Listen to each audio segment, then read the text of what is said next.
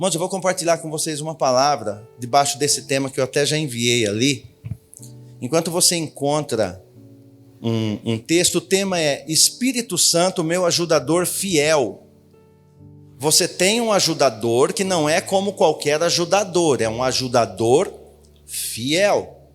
Isaías 55, quero agradecer o nosso Pai. Pai, obrigado por essa noite, por cada irmão, irmã, pela prosperidade do teu povo, pela bênção liberada sobre nós, que a tua graça sobre nós venha com abastança para que possamos suprir outros e que a revelação da tua palavra nos pegue, nos capacite, nos libere para que possamos cumprir o propósito devido segundo a tua palavra liberada. Em nome de Cristo assim eu oro, entregando nossos corações para que seja frutífero segundo a tua palavra. Em nome de Cristo, amém. Você deve ter aberto aí Isaías capítulo 55, eu vou ler do verso 9.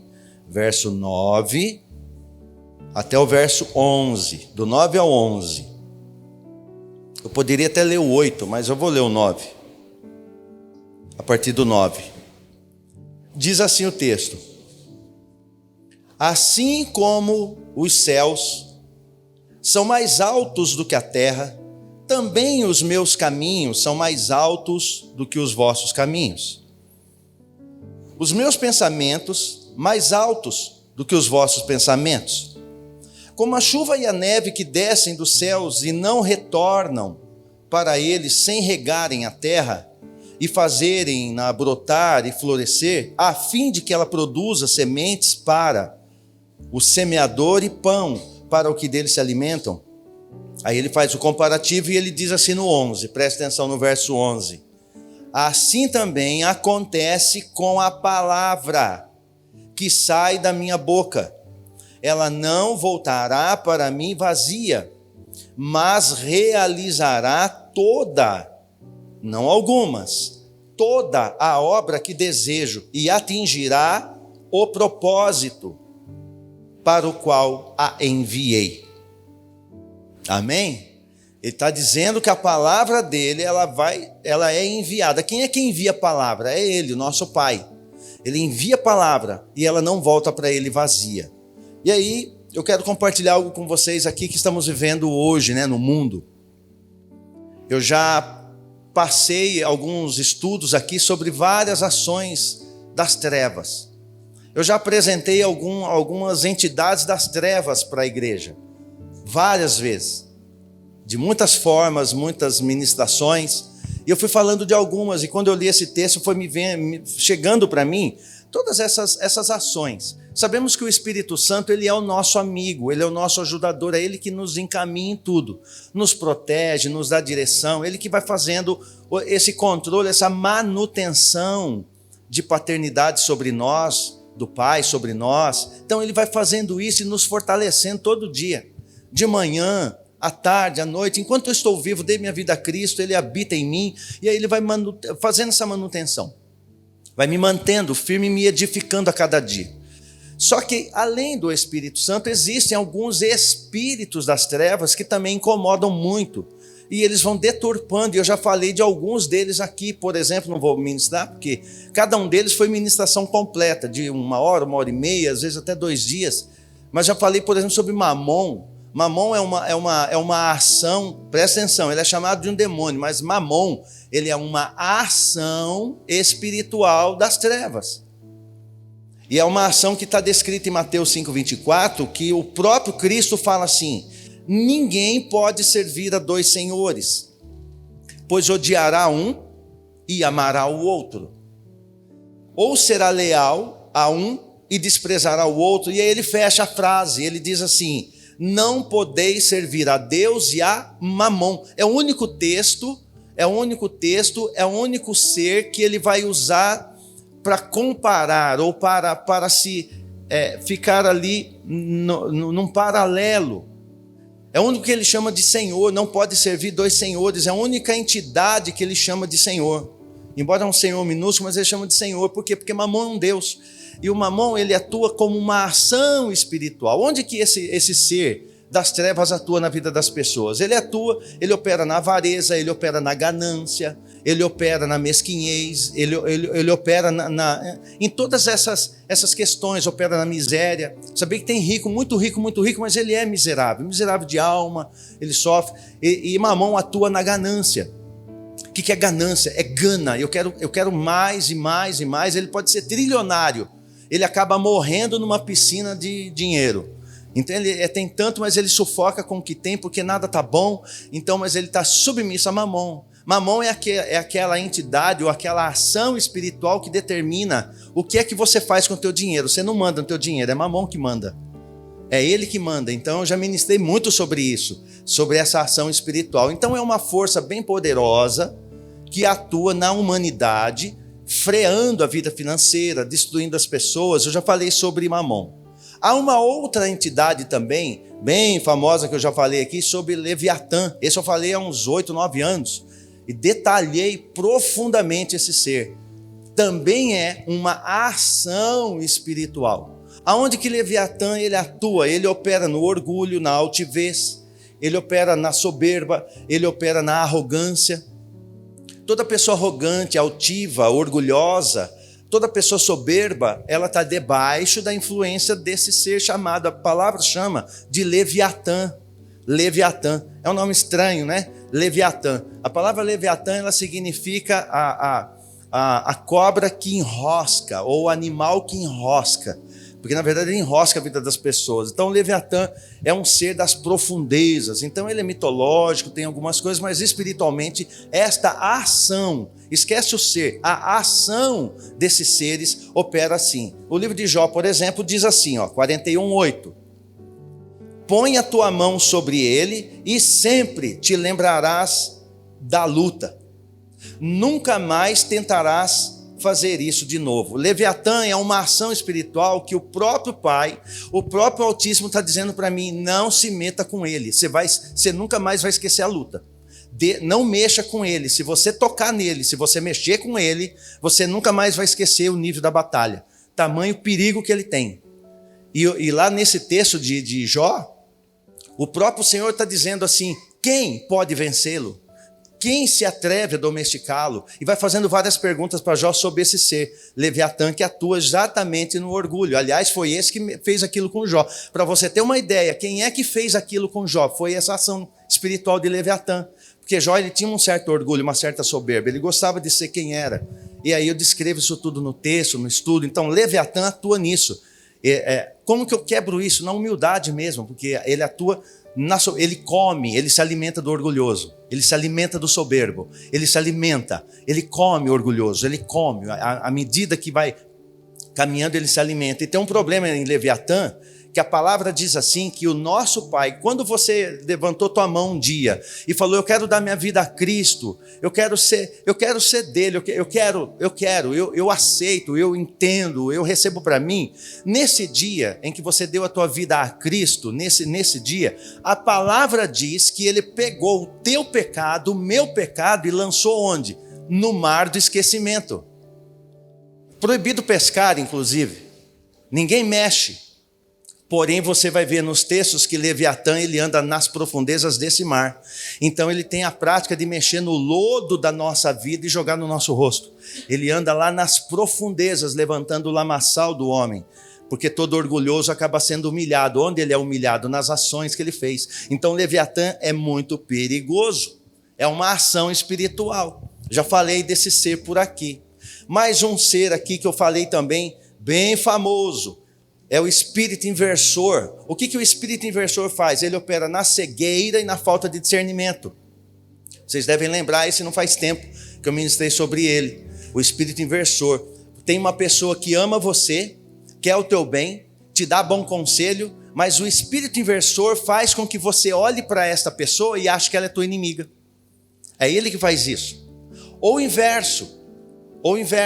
Ela quer te derrubar, ela quer passar a perna em você, ela vai te trair, ela vai aprontar com você, já está aprontando, mas quando você está com ela, o espírito inversor faz você pensar que essa pessoa é amiga. Por quê? Porque ele inverte.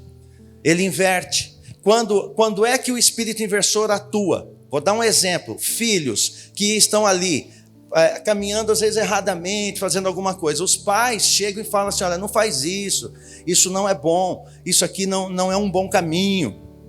Quem é o verdadeiro amigo aí? É o pai, ou a mãe, ou o pastor, ou a pessoa que está ali fazendo a ministração sobre ela, ajudando ela. Esse é o amigo. Mas quem está debaixo da ação do inversor, ele vai falar assim: você é quadrado, você não sabe nada, pai. Mãe, você não é de nada, isso é coisa velha. E o pastor não sabe nada, o pastor é um homem comum, igual a mim. Isso quem faz é o espírito inversor. Aí o amigo lá fora está levando para o buraco, aí ele chama de amigo, aí ele chama de amiga. Aquele que está do lado de fora, ele chama de amigo, de amiga. Aquele que está tentando derrubar é amigo. E aquele que é amigo de fato, ele chama de inimigo. Isso quem faz é esta ação do inversor. O inversor faz isso. Então essas ações todas eu já fiz, eu já ministrei aqui. Isaías capítulo 5, verso 20, fala assim, ó: ai dos que usam o mal como sinônimo do bem. A inversão. É mal, mas está falando que é bem. Não, não é bem, é mal. Mas o espírito inversor faz parecer, ó: ai dos que usam o mal como sinônimo de bem e chamam o bem de mal, que fazem das trevas luz e da luz trevas. Inversão total. Do amargo doce e do doce fel. Ai dos que são sábios a seus próprios olhos e inteligentes na sua própria opinião. Ai dos que são valentes para beber muito vinho e mestres, são especialistas em misturar bebidas fortes, ou seja, vinho misturado, começa a misturar tudo. A palavra do Senhor diz assim, sim, não, não, mas aí quem está debaixo da ação do espírito inversor, ele mistura tudo, porque está invertido. Então aquele que ama tanto você, que quer teu bem, você despreza. Aí aquele que quer passar rasteira, você chama de amigo. Quem faz isso? Espírito inversor. Eva sofreu com isso. O inversor veio, já falou com ela, falou assim: escuta, é assim que ele te falou? E começa a inverter a palavra. Então nós temos que tomar cuidado com essas ações aqui. Então são algumas ações. Para cada um desses seres, dessas ações, eu tenho ministrações completas. Mas tem um que enfia todos esses três no bolso. Você acha terrível isso aqui? Mamon, Leviatã, inversor é ruim. Mas tem um que enfia eles no bolso. Ele é pior do que todos eles juntos.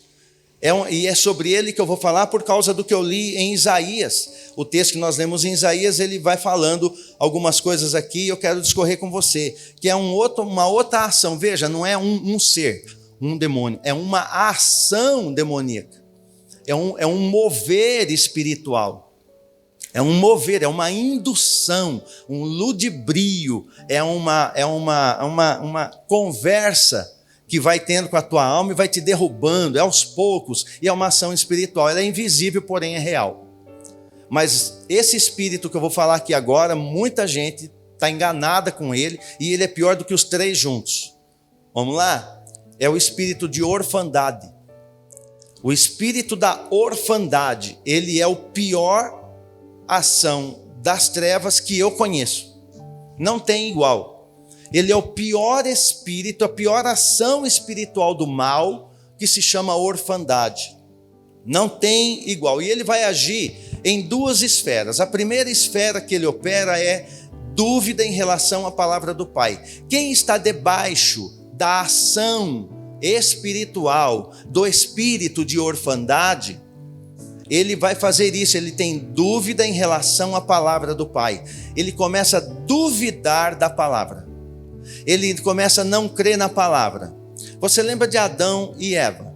Quando Satanás ali andando pelo jardim, ele vem e ele vai dizer para Eva algumas coisas e vai torcer, ele usa a inversão, mas o que ele vai causar é orfandade, porque daí ele vai falar exatamente com ela, de maneira para que ela não creia na palavra que foi dita. Que palavra foi dita? Olha, coma de todo o fruto do jardim, mas não coma daquele, porque se comer morrerá. Essa é a palavra que tinha para Adão e Eva.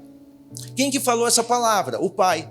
O que a serpente vem? E vai falar o quê? Não é assim. E começa a torcer essa palavra e vai provocar uma orfandade. Esse espírito vai trazer orfandade. A orfandade, ao contrário do que pensam, tem famílias muito bem estruturadas humanamente falando. Papai, mamãe, os filhinhos, filhinha, é tudo muito bonito, mas mesmo sendo bonito, pode estar debaixo da orfandade, porque esse espírito não está escolhendo isso aí. O que ele está querendo é quebrar a paternidade divina. Então eu posso ter uma família muito bem estruturada e mesmo assim já está debaixo do espírito de orfandade, porque o Pai Celeste, ele é o Pai. Então o espírito de orfandade vai agir para me quebrar a relação com ele. E a primeira ação que ele tem é essa, fazer eu duvidar da palavra. Nunca se criticou tanto, se duvidou tanto da palavra como nos dias de hoje. Então esse espírito está em alta. E é por causa desse espírito de orfandade que veio desde o Éden, Adão e Eva, para cá, é que a humanidade chegou onde chegou. Não foi por causa de Mamon, foi todos eles agindo, mas o da orfandade foi a chave. Por causa da orfandade, eles vieram caminhando por todos esses séculos e milênios e chegou o mundo como está hoje. Espírito de orfandade quebrou a relação do homem com o seu pai, o Pai Celeste. Esse Pai perfeito quebrou essa relação lá no Éden e ficou quebrada. Ela foi rompida lá e não tem mais o que o homem possa fazer para religar e quebrar essa ação. Então esse espírito de orfandade foi agindo e eu, distante do Pai Celeste, nada mais vai funcionar na minha vida. E assim ele foi agindo, e Isaías vai dizendo algo exatamente sobre isso. Então Adão e Eva, eles vivem isso. Segunda ação do espírito de orfandade, anota aí. Se a primeira é dúvida em relação à palavra, o segundo é incredulidade total em relação à palavra do Pai. Porque uma coisa é eu ter dúvida, então eu leio uma palavra, o pastor ministra uma palavra, a pastora ministra uma palavra, o irmão, a irmã ministra uma palavra, e isso a pessoa ouve, fica meio na dúvida. Isso é dúvida.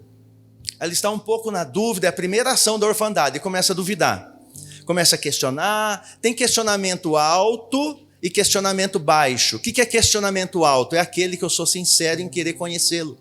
Pai, eu não sei disso, eu quero saber. Eu estou questionando, mas é para eu aprender o que eu quero. Esse é um questionamento alto. O questionamento baixo é: o Pai falou e agora eu quero provar que isso aí não é verdade. Aí entra na incredulidade, entra no inverso. Então, esse espírito de orfandade vai fazer isso. Ele começa lançando dúvida para cair na incredulidade. A ponto das pessoas falarem assim: eu não creio em nada, esse povo é todo louco. Bíblia é escrito por homem. E aí começa, aí não acaba mais as frases e as ações. E é tudo por causa desse espírito de orfandade. Só que esse espírito de orfandade, ele teve uma palavra em Isaías 55, você leu comigo já hoje, onde ele vai dizer assim, no verso 11: assim também acontece com a palavra que sai da minha boca. Ela não voltará para mim vazia, mas realizará toda a obra que desejo e atingirá o propósito para o qual eu a enviei. Então, presta atenção nisso aqui. Ele está dizendo, aqui em Isaías está vivendo o auge da orfandade, não tem ligação. E ele já projeta pela boca do profeta dizendo assim, assim também acontece com a palavra que sai da minha boca. Quem é a palavra? A palavra é o verbo vivo. Quem é o verbo vivo? Quem é o verbo vivo? É Cristo, diga é Cristo. Então ele vai enviar o Filho. Então ele resolve resolver de vez, resolver é bom, né? Ele decide resolver de uma vez por todas o problema da orfandade. E ele fala, eu vou enviar a minha palavra, mas não é apenas a palavra como os profetas já estavam falando e ouvindo. Não, agora ele vai pegar a palavra que é Cristo e vai encarnar, vai se fazer homem, em carne, a palavra vem. Então Cristo agora, que é a própria palavra, ela vem. E quando ele volta para o trono, ele não volta vazio, porque ele vai cumprir aquilo que dá prazer ao Pai, porque é assim que o texto diz em Isaías, mas realizará toda a obra que desejo e atingirá o propósito para o qual a enviei. Então ele vai fazer a religação de novo e vai quebrar, ele vai romper esse espírito de orfandade e vai me ligar de volta ao Pai, porque ele é a palavra, ele veio com essa incumbência, ele veio para fazer isso, essa é a tarefa dele. A princípio foi essa. Em João 14, 18, 20 diz assim, essa palavra é interessante, ele diz, não vos deixarei, como que está escrito aí? Não vos deixarei órfãos.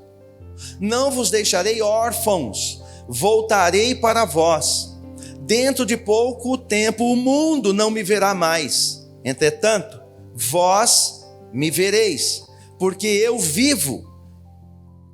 E vós da mesma forma vivereis. E naquele dia entendereis que eu estou no meu Pai, e vós em mim, e eu em vós.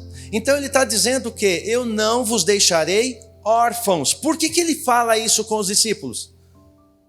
Se a maioria dos discípulos deviam ter seu pai, eles tinham pai, tinham mãe, Pedro tinha até sogra. Então estava tudo bem. Por que ele fala isso? Porque ele está dizendo, eu vim resolver um outro problema. Eu vim quebrar a orfandade, a distância que vocês têm do Pai. Eu vou quebrar isso, eu vim para essa finalidade, eu não vou deixar vocês órfãos. Quando ele diz isso, é o próprio verbo, é a própria palavra já dizendo, não existe órfão diante de mim. Aonde ele chegar, aonde o receberem, é quebrado o espírito da orfandade. Então esse espírito de orfandade que fazia separação entre eu e o Pai, é quebrado pelo próprio Cristo. E aí ele vai dizer no verso 20, eu estou no meu Pai. Eu estou no meu Pai, e vós em mim, e eu em vós. Ele fala de uma comunhão plena. Numa comunhão plena entre o Pai, o Filho e nós. E quem faz esse selo, essa ligação, é o próprio Espírito Santo, que é o nosso ajudador, o nosso amigo, para poder entender isso. Eu preciso compreender isso. João 12, ele diz o quê? Mas, para alguns, quase todos, não, é mas a quem? A todos quantos o receberem. Só não serve para quem não o recebe. Mas se receber, para todos os que o receberem, deu-lhes o direito, porque não tinha, então ele dá o direito. Deu-lhes o direito de se tornarem o quê? Filhos de Deus, ou seja, aos que creem no seu nome. Então eu vou crer no Filho, eu vou crer no Verbo encarnado, eu vou crer na palavra viva, eu vou crer em Cristo e ele vai me religar de volta ao Pai.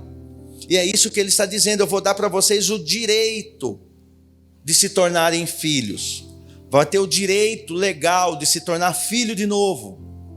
A orfandade, aquilo que foi quebrado lá no Éden, eu quebro isso e religo de volta, através de Cristo. Há um texto em Romanos também, eu quero compartilhar aqui com vocês rapidinho. Isso aqui é importante para poder firmar essa parte, essa palavra no teu coração. Porque esse espírito de orfandade, ele tem que cair dentro da igreja, tem que ser derrubado, irmão. O crente não pode alegar, eu sou ninguém, eu sou rejeitado. Não cabe, se você deu a vida a Cristo, isso acabou. Você já foi religado ao Pai. A paternidade divina é que importa. A terrena falha, a divina é perfeita. Então, se eu estou em Cristo, ele já me religou, eu tenho um Pai. Diga assim comigo, eu tenho um Pai. E esse Pai não me abandona. Romanos 8, no verso 9, do verso 14, melhor dizendo. Acho que é 14 mesmo, é isso? 14. Acompanha aí, diz assim: porquanto todos os que são guiados pelo Espírito de Deus são o quê? Filhos dele, filhos de Deus, pois vós não recebestes um espírito que vos escravize para andardes mais uma vez, ou uma vez mais, atemorizados, mas recebestes o Espírito, aqui fala do Espírito Santo, que os adota como filhos, por intermédio do qual podemos clamar o quê? Abba Pai, meu paizinho. Quem é que faz isso? É uma ação do Espírito Santo. Então veja bem, ele está dizendo, eu vou enviar a palavra, ela não volta vazia. A palavra vem, encarna, faz todo o seu sacrifício, faz o projeto ser cumprido da religação. Eu creio em Cristo, dou minha vida a Ele, nasço de novo, sou chamado filho. Para testificar, Ele me sela com o Espírito Santo, que vai fazer com que agora eu consiga clamar Abba Pai, chamá-lo de pai, chamá-lo de meu paizinho de novo. Então eu não sou órfão, eu tenho um pai. Verso 16, e o próprio Espírito testifica ao nosso espírito que somos filhos. Não tenha dúvida da tua identidade, quem você é. O Espírito Santo testifica quem nós somos filhos, é Ele próprio.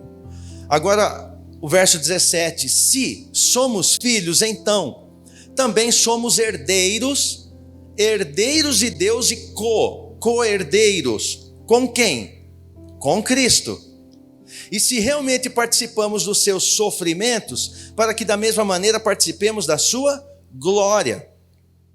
Cristo é o herdeiro principal. Cristo é chamado de primogênito. Cristo tem o direito, ele tem o direito legal da primogenitura.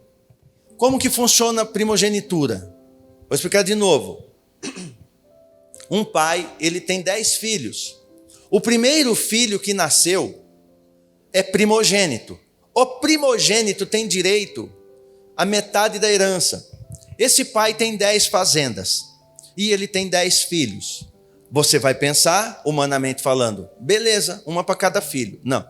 Na primogenitura, no direito de primogenitura, o pai tem 10 fazendas e tem 10 filhos. O primeiro filho, o primogênito, fica com 5, metade é só dele.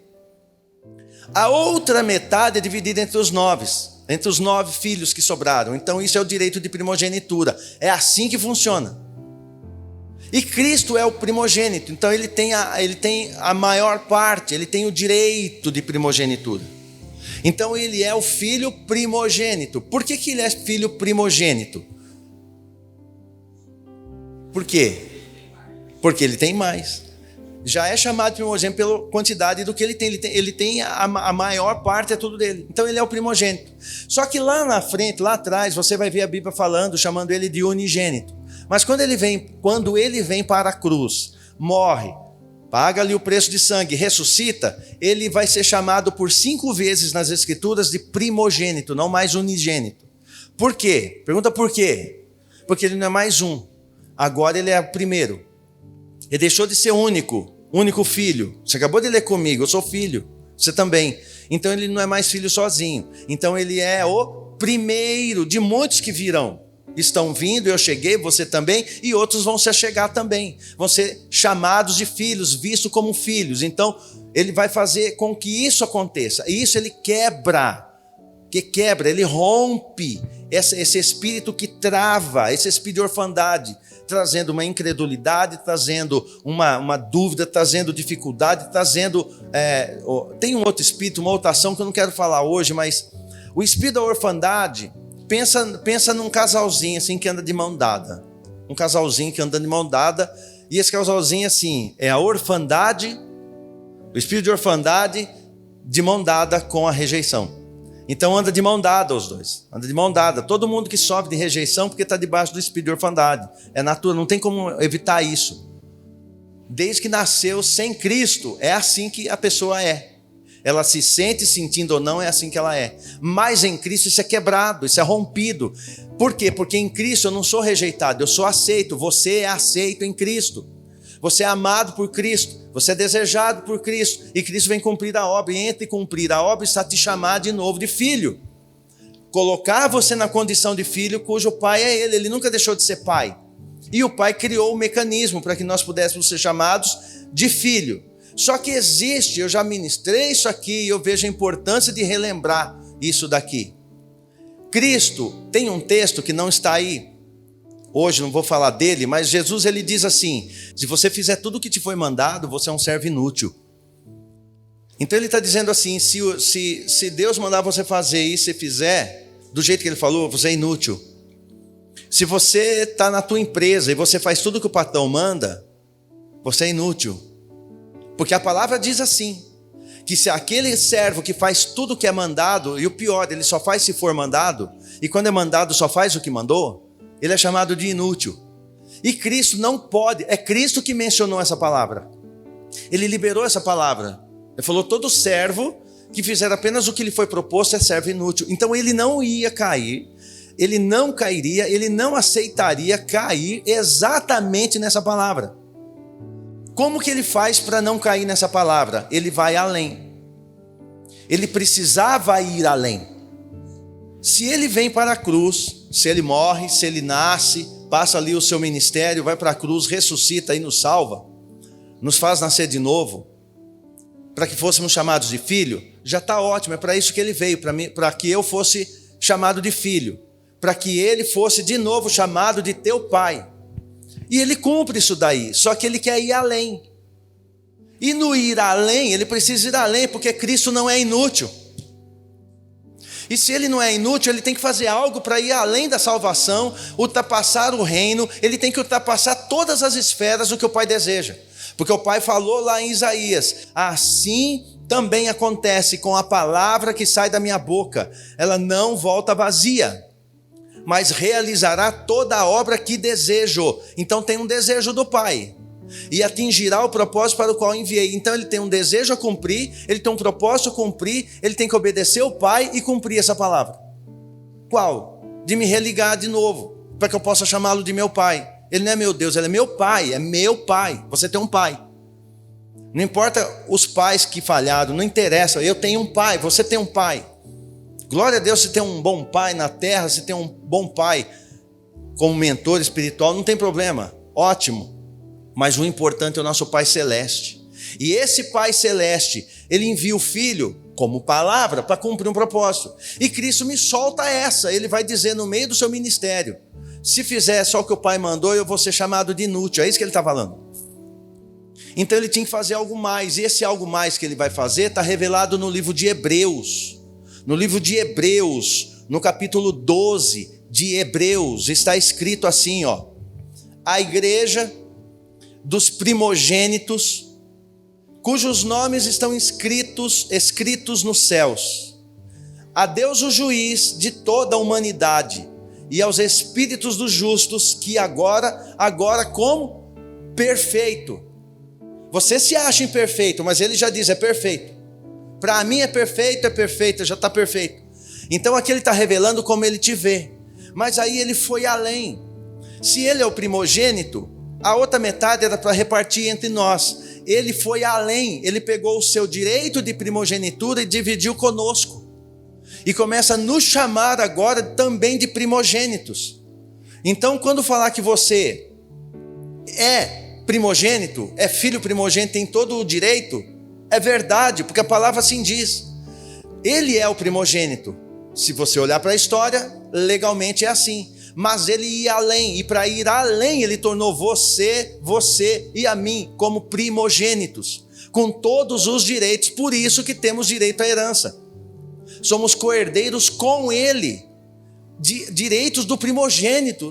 Eu não sei se você está conseguindo alcançar a grandeza disso, mas o direito de primogenitura de Cristo, você tem exatamente o mesmo.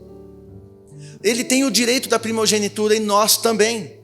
Porque assim é a igreja plural, dos primogênitos, todos que vêm a Cristo. Ele chama de filhos primogênitos, por isso somos corpo.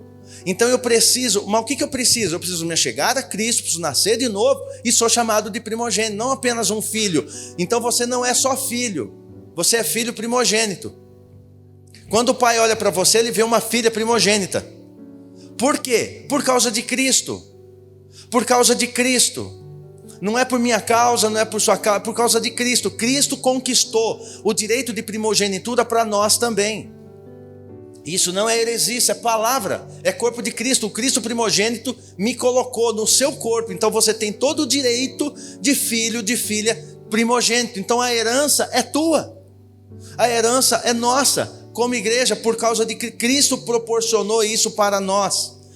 Tem um texto aqui que eu quero ler com você, mas não tem nada a ver com a mensagem. É que eu estou vendo que você precisa ser mais fortalecido ainda. Eu sinto no meu espírito, você que está vendo em casa, você tem que ser mais fortalecido a orar, a buscar, e vou te apresentar um Cristo que foi além. Deixa eu te mostrar algo aqui. Vou mostrar aqui porque muitos de casa não viram, não sabem disso, mas eu preciso te mostrar. Eu preciso passar isso aqui para você. No capítulo 8 de Apocalipse, quando o Cordeiro ele vai abrir o 7º selo, tem um texto. Se você quiser abrir, abre aí tua Bíblia, porque não está no esboço. Eu não saí da mensagem, eu só quero te mostrar o poder que Cristo tem. O poder que ele tem é tão poderoso que pôs você como filho primogênito. Meu pai, você não é órfão, além de você ser filho, ainda é primogênito, tem todos os direitos de filho. Apocalipse 8. Só vou te mostrar algo para te incentivar a vir aqui conosco, engrossar as fileiras e orar na sexta-feira. Amém? Eu duvido que depois que você entender isso aqui, você não ora. Eu duvido que se você entender isso aqui, você não bota o joelho no chão e começa a orar. Eu duvido, eu desafio você em casa a entender o que eu vou te apresentar agora e você não orar mais. Eu te desafio, você vai orar o dobro, o triplo. Apocalipse 8, diz assim o texto, ó. Quando o cordeiro, quem é o cordeiro? Cristo. Abriu o 7º selo, houve absoluto silêncio nos céus, por aproximadamente meia hora. Silêncio nos céus é porque é um momento solene, algo grande vai acontecer. Então observei os 7 anjos que se encontram em pé perante Deus, e lhes foram entregues 7 trombetas. Então 7 anjos vão tocar 7 trombetas agora. E aproximou-se um outro anjo, um 8º. Esse 8º anjo, eu não dá tempo de eu te explicar agora, mas esse 8º anjo não é anjo, é Cristo, é Ele. E eu vou te provar no texto que é Ele, para te fortalecer no teu momento de oração. Esse 8º anjo, aproximou-se um outro anjo, colocou em pé junto ao altar. Aonde que esse anjo está? Junto ao altar. Portando um incensário de ouro. Um incensário de ouro, aquele instrumento que faz fumaça. Um incensário de ouro. Ouro é glória. A ele foi entregue grande quantidade de incenso. Diga, grande quantidade de incenso. Diga, incenso. Você de casa, diga, incenso. Isso. Incenso. Foi dado a ele grande quantidade de incenso, para oferecer com as orações. Para oferecer com as orações de alguns santos. Alguém está com a Bíblia aberta, é de alguns santos? É de algum separado, só alguns? Não, está bem claro. Todos os santos sobre o altar de ouro, diante do trono. E da mão do anjo elevou-se na presença de Deus a fumaça do quê? A fumaça do quê? Da oração? Não. Fumaça do quê? Incenso. A fumaça do incenso sobe. Junto com o quê? Com as orações. Com as orações. Sobe com as orações. De quem? Dos santos. Então a fumaça sobe junto com as orações dos santos. E da mão do anjo elevou-se da presença de Deus a fumaça do incenso junto com as orações dos santos. Deixa eu te explicar isso daqui. Eu vou tentar ser bem didático, bem claro, para que não haja dúvida. O texto está aí, isso aqui é estudo.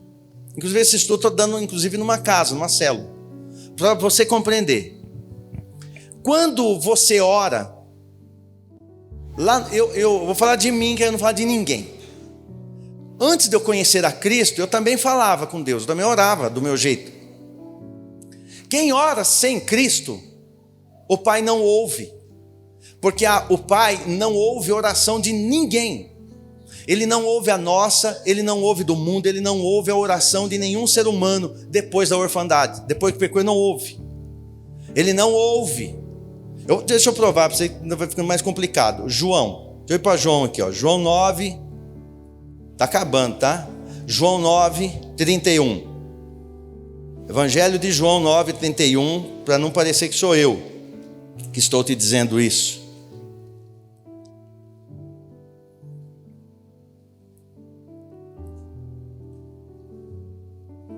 João 9, Evangelho de João 9,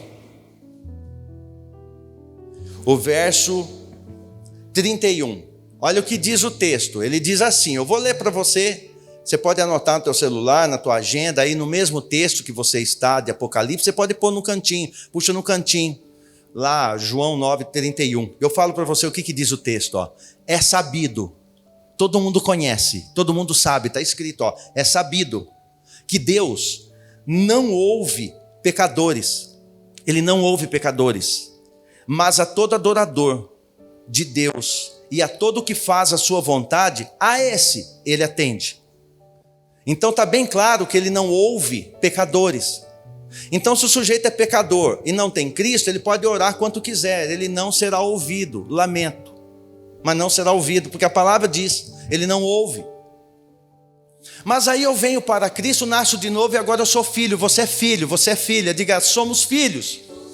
Se eu sou filho, nasci de novo, embora pecador, mas sou um pecador remido, ele pagou a conta. Nenhuma condenação mais há. Então agora quando eu ouço, quando eu vou orar, ele ouve? Não totalmente. Você precisa entender isso. Eu por mim só, ele não ouve. Mas Cristo, agora vem a chave, o grande poder de Cristo. Este anjo de Apocalipse 8 é Cristo. O único que é mediador entre Deus e o homem. Quem é o único mediador? Quem é o único mediador? Cristo, não tem outro. Anjo não pode ser mediador, senão precisaria de Cristo. Então esse anjo aqui é Cristo. O único que pode ser mediador. O único que é mediador entre o Pai e nós e o Pai, é Ele. Então quando eu oro, hoje, diz o texto, Ele que é o sumo sacerdote perfeito, está diante do Pai, por isso que Ele está diante do trono, com o incensário na mão. Agora Ele pega a tua oração, aquela que você vai vir aqui sexta-feira orar, você ora de manhã em casa, você vai orando, você vai aquecer na oração, essa oração que vai trazer a manifestação do avivamento, ela é por aqui. Essa oração que você faz, o texto, volta aqui para o texto de Apocalipse 8, ó. Aproximou-se um outro anjo e colocou em pé junto ao altar, portando o incensário de ouro. A ele foi entregue grande quantidade de incenso para oferecer com as orações. A oração sem incenso o Pai não ouve. Agora, o que é essa oração? Como que o Pai vai ouvir? Porque o único intercessor ou o único mediador é Ele. Então como que Ele vai ouvir a oração? A oração existe. Como que ouve? Por causa do incenso. Então diga comigo, o incenso... Vou tomar uma água para melhorar a tua voz. Diga comigo, o incenso é todo o mérito de Cristo. A minha oração só é ouvida se tiver o mérito de Cristo, senão nem para isso ia servir minha oração. Para que o Pai ouça a tua oração, Ele tem que pegar o incenso, que é um mérito de Cristo, colocar a tua oração, primeiro vai o mérito dele, Ele que merece, é Ele que é merecedor. Ele pega o mérito dele, que é o incenso, pega a tua oração, coloca no mérito dele, agora o Pai pode ouvir. Não tem oração que é ouvida sem incenso. E o incenso, a fumaça aqui é um mérito de Cristo. Cristo merece, só Ele é merecedor. Então Ele tem que pegar a minha oração. Por isso que é o anjo que pega. Ele pega aqui, ó, na mão do anjo, ele vai pegar e foi entregue grande quantidade de incenso. Por que foi entregue? Porque ele é vencedor. Mérito, meritocracia, mérito. Ele merece para oferecer com as orações. Porque oração sem mérito o Pai não ouve. Lembra? O Pai não ouve pecador. Como que Ele nos ouve? Por causa do mérito de Cristo. Por isso que Cristo fala, tudo que você pedir ao Pai em meu nome. Ou seja, no meu mérito, aí Ele atende, porque senão não vai funcionar. Precisa de incenso. Se você orar no nome de qualquer outra entidade, não vai resolver. Se você fizer vãs, aquelas coisas assim repetitosas, não vai resolver. Eu preciso orar, falar com o Pai no nome de Cristo, porque Cristo é o merecedor. Ele tem incenso. Ele pega a tua oração, junta com o mérito dele e apresenta ao Pai. Você quer saber o que vai acontecer? Verso 5. Então o anjo tomou o incensário e encheu com fogo do altar. Fogo do altar. E lançou-o sobre a terra. E aconteceram trovões, vozes, relâmpagos e terremotos. Vamos lá? Trovões, vozes, relâmpagos, terremotos, 4 coisas. O que é isso aqui? Diga, resposta de oração. Então ele junta a tua oração com o mérito dele, apresenta ao Pai. Quando ele apresenta ao Pai, nas narinas do Pai, isso vai como um aroma suave, diz a palavra. Agora ele tem toda a liberdade de pegar fogo do altar e lançar sobre a terra. Ele vai lançar sobre onde? Está aqui, ó, no verso 4. O incenso junto com as orações dos santos. No verso 5, ele diz assim, então o anjo tomou o incensário e encheu com fogo do altar e lançou onde? Sobre aonde? A terra.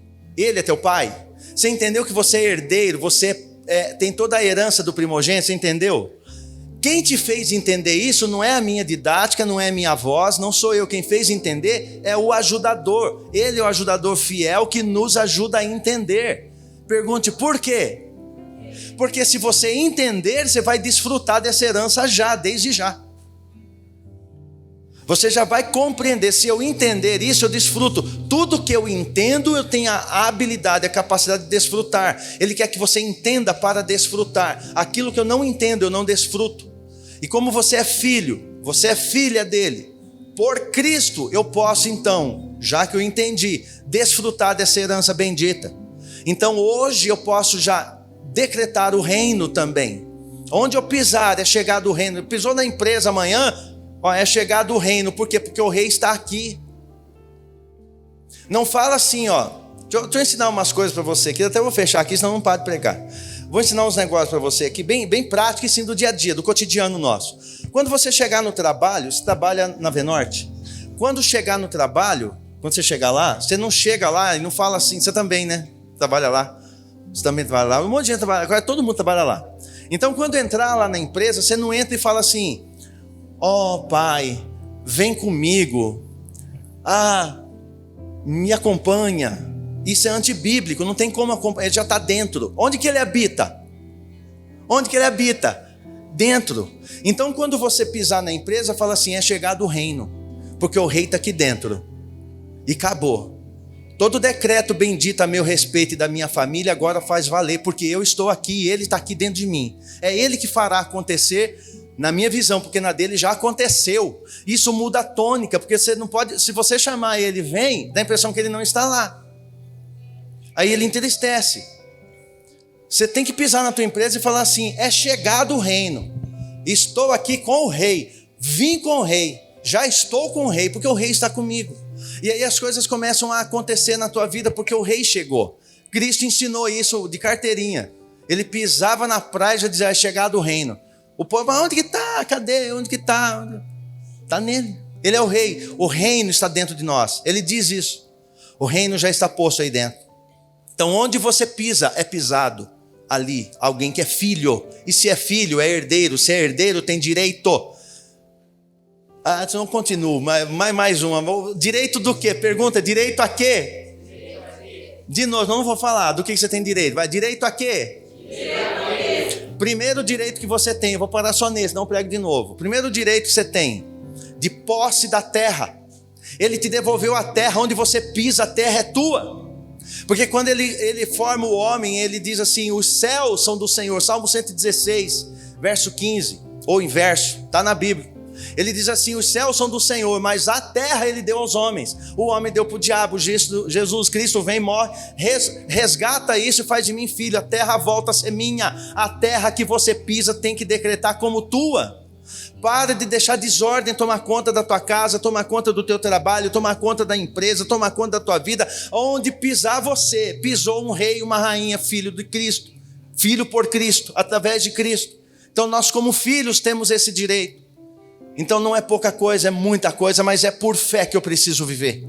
Eu preciso crer nisso. E quem é que me ajuda a crer? Vamos lá, quem é que me ajuda? O Espírito. Por quê? Porque Ele é meu ajudador. Amém? Você não é qualquer coisa. Você é muito especial.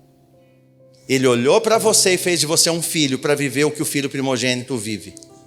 A paternidade, nada de orfandade. Você tem um pai. Tudo que você for conquistar a partir de hoje, o pai já te deu, fica tranquilo. Ele só vai deixando você amadurecer para pôr a mão, mas já é teu, já pertence a você. Você não é órfão, você não é um solitário, um desterrado, abandonado. Não, você é filho e é filha. Guarda isso no teu espírito. Deixa isso fortalecido dentro de você. O espírito de orfandade foi quebrado. Ele foi arrebentado, como todos os demais, porque nós temos um pai. Pai, que a tua graça seja com cada filho desse lugar. Seja com cada um que está nos assistindo, que está vendo essa palavra aqui, ouvindo essa mensagem. Que possa, Pai, essa palavra envolver o coração dessas pessoas e trazer um alento, trazer um refrigério que somente o Pai pode dar. E que possam todos desfrutar de uma divina herança, conquistada por Cristo. E o mesmo Cristo conosco, fazendo o que deve ser feito na terra, reinar desde já, porque os terremotos e trovões, como resposta das orações, já começaram a chegar na terra. Então que essas respostas se ampliem, porque nós vamos ampliar as orações. Pai, obrigado por esse tempo, por cada vida, cada filho e filha desse lugar. Cada menino, menina, cada filho, cada família aqui representada, seja uma pérola viva, maravilhosa nas mãos do Pai. Assim seja para a glória de Cristo, e todos digam amém. Amém. Pode dar um aplauso ao Senhor. Aplaude o Pai. É Ele que merece. Amém. Ele merece. É Ele que conquistou isso tudo para nós. Então você mesmo é alvo da conquista dele. Que a luz de Cristo brilhe no teu rosto. Você que é chamado da igreja dos primogênitos, então você faz parte.